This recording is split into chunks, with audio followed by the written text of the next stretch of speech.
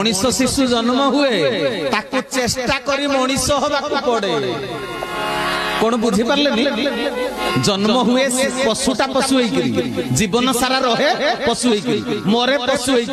किंतु मनीष छुआ जन्म रु मनीष होता है कि ताकू मनीष हवाकू पड़े ना। जड़े जड़े 5 लाख टका दरमा पाइबे किंतु मनीष ही नथिबे हां कि नहीं कहंतनी ता बड़ पुओटा लेक्चरर मझिया पुओटा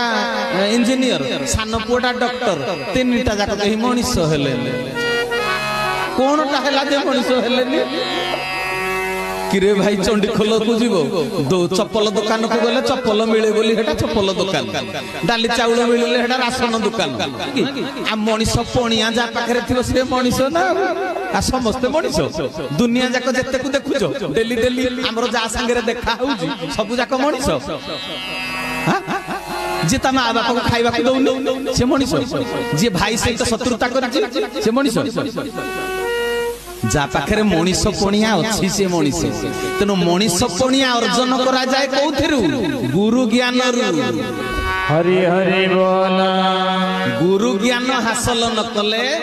शरीर भितरे मन भितरे मनीष पणिया जागृत हेई परिबो नाही।